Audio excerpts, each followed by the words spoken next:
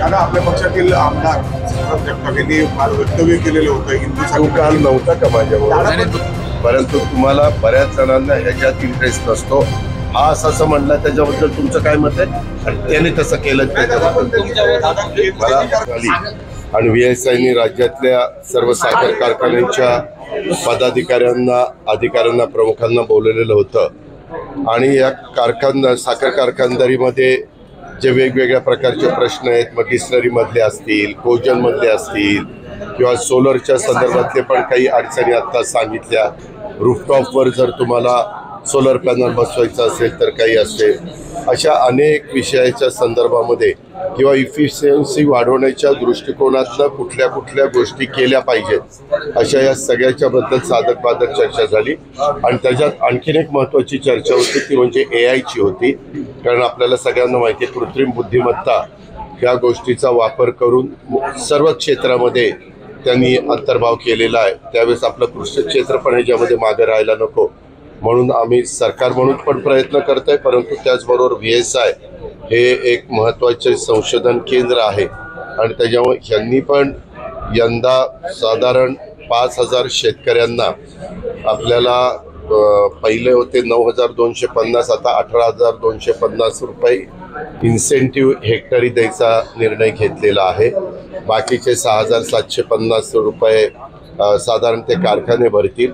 अशा पद्धतीनं हेक्टरी 25,000 रुपये त्या शेतकऱ्याला, त्या लाभार्थ्याला द्यायचं ठरवलं गेलेलं आहे. आणि 3 रुपयाला जे रोप होतं ते 2 रुपये किंमत केलेली आहे. त्याच्यात 1 रुपया इन्सेंटिव्ह प्रति रोपाला द्यायचं ठरवलेलं आहे. त्याच्यामुळं साधारण हेक्टरी 12,000 ते 12,500 रुपये लागतात. तर त्याचा विचार केला तर जवळपास 24,000 ते 25,000 रुपये किंमत होती, ती शेतकऱ्यांनी मात्र भरायची. त्यांना स्वतःचं ठिबक करावं लागेल. अशा पद्धतीनं काही महत्त्वाचे निर्णय घेतले गेले आणि त्याच्याबद्दल सगळ्यांना आज माहिती देण्यात आली. अर्थात कुठले 5,000 शेतकरी तर जे फर्स्ट कम फर्स्ट येतील त्या 5,000 शेतकऱ्यांना हा बेनिफिट दिला जाईल.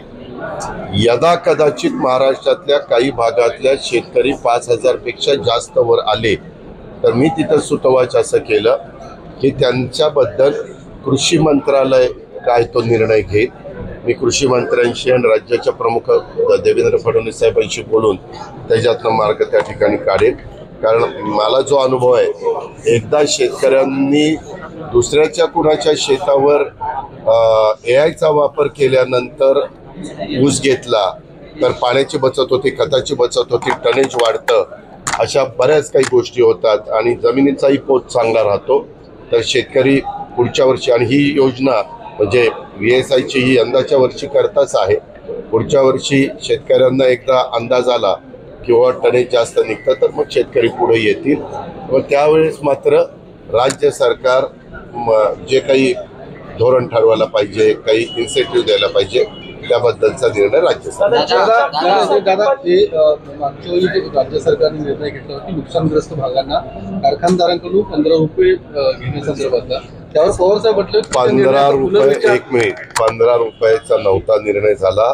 5 रुपये हे पूरग्रस्तांना देण्याच्या बद्दलचा तिथं चर्चा झाली आणि 10 रुपये मुख्यमंत्री सहाय्यता निधीच्या करता चर्चा झाली. ही वस्तुस्थिती खरी आहे आणि त्यामध्ये मुख्यमंत्र्यांनी पण सर्वांना आवाहन केलं की बाबा आता मुख्यमंत्री सहाय्यता निधीतून आम्ही करोडो रुपये गोरगरीब जे कुणी त्यांची तब्येत म्हणजे ज्यांना मदत, वैद्यकीय मदत केली गेली पाहिजे, त्यांना स्वतः लोक खर्च झेपत नाही, अशांच्याकरता आपण देत असतो. तर काय हरकत आहे तुम्ही दिली तर, अशा पद्धतीनं मुख्यमंत्र्यांनी सुतवाच केलेला होता. आपल्याला सगळ्यांना माहिती आहे, कुठलाही निर्णय झाला तर त्याला वेगवेगळे मतप्रवाह असतात.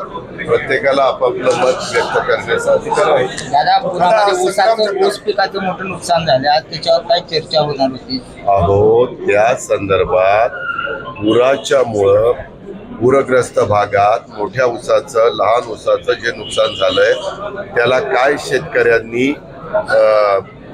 निर्णय घेतला पाहिजे किंवा त्याच्या संदर्भातले आता पुढची कारवाई केली पाहिजे याबद्दलची माहिती देण्यात आलेली आहे. त्याच्यात त्यांनी प्रेझेंटेशन पण दिलं, ते सगळ्यांनी पाहिलेलं आहे. तशा पद्धतीने शेतकऱ्यांनी करावं, साखर कारखान्यांनी करावं असं आवाहन केलं.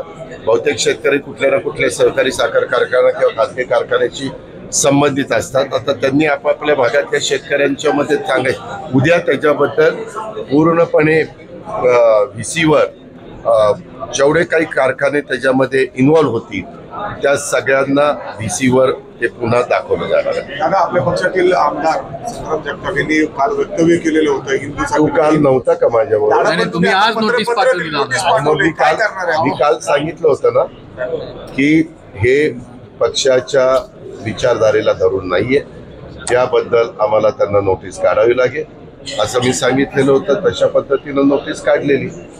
शेवटी तुम्ही एका राजकीय पक्षाचे सभासद असला, सदस्य असला, तर त्या पक्षाच्या विचारधारेपासून तुम्ही काही जरी बोलायला लागला तर कुठलाच पक्ष ते सहन करणार नाही. म्हणून नोटीस दिलेली आहे.